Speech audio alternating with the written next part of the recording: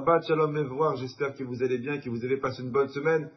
Durant les 12 dernières semaines, nous avons lu le livre de Bereshit, 12 parashiotes, dans laquelle Akadosh Baruch Hu, il a expliqué comment il a créé le monde. Ça a été raconté l'histoire de Adam, de Noach, Avraham, Yitzhak, Yaakov, les épreuves qu'ils ont eu à affronter dans leur vie. Après, on a vu l'histoire de Yosef et ses frères, Yosef qui a atterri en Égypte, qui devient vice-roi d'Égypte, qui fait venir sa famille avec lui en Égypte. Et dans la paracha de cette semaine, parachat Shemot, on fait connaissance de Moshe Rabbeinu et on parle de l'esclavage qu'il y a eu en Égypte. Vous savez, le prénom de Moshe Rabbeinu, il apparaît 616 fois dans la Torah. C'est énorme.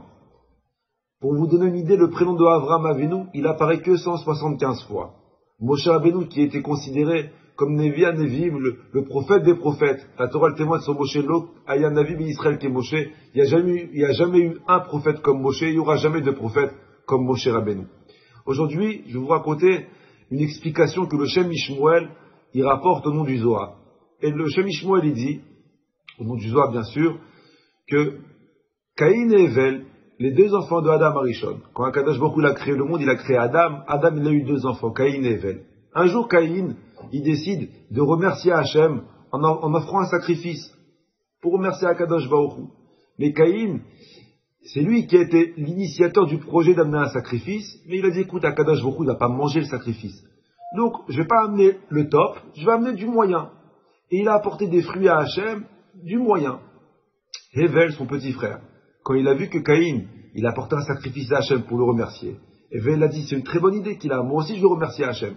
Mais si déjà je remercie Hachem, je ne vais pas amener du moyen, je vais amener le top. Et la Torah, elle nous dit que Akadosh Baruch Hu, il a accepté le sacrifice de Hevel, mais pas le sacrifice de Caïn. Caïn, en voyant la réussite de son petit frère Hevel, il a été jaloux, et c'est écrit qu'il s'est levé et il a tué son frère. C'est la fameuse histoire de Caïn et Hevel. Le Zohar HaKadosh, il dit que quand Caïn il a voulu faire teshuva, pour réparer la faute de la jalousie, il fallait qu'il y ait deux frères qui se trouvent dans la même situation que Caïn et Hevel, que le petit réussit mieux que le grand, mais que le grand, au lieu d'être jaloux du petit, il se réjouit du petit. Pour réparer la faute de Caïn et Hevel, il faut deux frères dans la même situation, que le petit, il réussit mieux que le grand, et que le grand, il se réjouit, il ne soit pas jaloux. Alors Akadosh Baruch Hu, il a dit, tiens, on va essayer avec les deux enfants de Avraham, Ishmaël et Yitzhak. Même configuration, Ishmaël c'est l'aîné, Yitzhak c'est le deuxième, Yitzhak il réussit mieux que Ishmaël. Si Ishmaël, il aurait réussi à se réjouir de Yitzhak, à être fier pour Yitzhak, il aurait réparé la jalousie de Caïn et Hevel. Mais malheureusement, comme on connaît cette histoire, Ishmaël, il a toujours été jaloux de Yitzhak et il s'est jamais réjoui de sa réussite. Ishmaël et Yitzhak, ils n'ont pas réparé la faute de Caïn.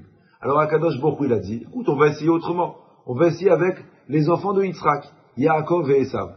Peut-être que Ishmaël et Yitzhak, ça n'a pas marché parce qu'ils venaient d'une mère différente. Un il vient de Hagar, un il vient de Sarah. Viens, on essaye avec Esav et Yaakov. Les deux, ils viennent d'une seule mère, qui est Rivka. Esav l'aîné, Yaakov le deuxième. Yaakov qui réussit mieux que Esav. Si Esav, il se serait réjoui de la réussite de Yaakov, alors il aurait réparé la faute de Caïn et Hevel. Mais malheureusement, Esav, il fait la même faute que Caïn, la même faute que Ishmaël, et au lieu de se réjouir de Yaakov, il est jaloux de lui, et il veut constamment le tuer. Alors Akadosh Baruch Hu, il dit, écoute, on n'a pas réussi avec Yitzhak et Ishmaël, ni avec Yaakov et Esav, viens on essaye. Avec les Shvatim, ils descendent tous de Yaakov, c'est tous des tzadikim. Yaakov c'est un tzadik. Peut-être que si les Shvatim, si Reuven, si Yehuda, qui sont les aînés, ils arrivent à se réjouir de la réussite de Yosef à travers ses rêves, peut-être qu'ils vont réparer la faute de Caïn et Hevel. Et malheureusement, l'histoire nous dit que les Yehuda et Reuven ne se sont pas réjouis de la réussite de Yosef, mais au contraire, ils ont été jaloux et ils l'ont vendu. Akadosh Baruch Hu l'essaie une dernière fois, avec Moshe et Aaron. Aaron qui était l'aîné, Moshe qui était le second, Moshe qui était plus réussi, si on peut dire ça, que Aaron. Si Aaron, Hachem il a dit, se réjouit de la réussite de Moshe, alors il répare la faute de Caïn et Hevel. Et qu'est-ce qu'on voit dans la Torah? Que quand Akadosh Baruch Hu annonce à Moshe Rabbeinu d'aller délivrer les Juifs d'Égypte, Moshe Rabbeinu il a de la peine pour son frère. Et la Torah nous dit, Vera Aaron vesamach belibo, que quand Aaron il a appris que c'est Moshe qui a mérité le titre de Mashiach, de Goël, de libérateur, Aaron il n'a pas été jaloux de son frère, Aaron il s'est réjoui de son frère. Quand Aaron il s'est réjoui de son frère, alors il a réparé la faute de Caïn. Et qu'est-ce qu'Aaron il a mérité plus tard? Aaron il a mérité plus tard que tous les Kohanim descendent de lui. Qui bénit les Juifs? C'est les Kohanim qui bénissent les Juifs. Pourquoi les Kohanim? Parce qu'étant donné que Aaron, c'était le Gilgoul de Caïn, et que Caïn, avant la faute, il avait toutes les brachot, mais qu'il a perdu les brachot en étant jaloux de son frère. Aujourd'hui que Aaron à Cohen, il a réparé cette faute en se réjouissant pour la réussite de son frère, Aaron il récupère les brachot que Caïn il a perdu.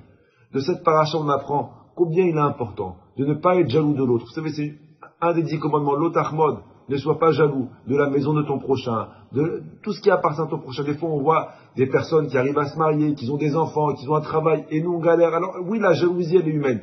Mais une personne qui dépasse cette jalousie, qui se dit, Akadosh Baruch Hu, il sait ce qu'il fait, j'ai confiance en Hachem, que Akadosh Baruch Hu, il lui rajoute, que Akadosh Baruch Hu lui protège, alors Akadosh Baruch Hu, il ouvrira à lui toutes les portes.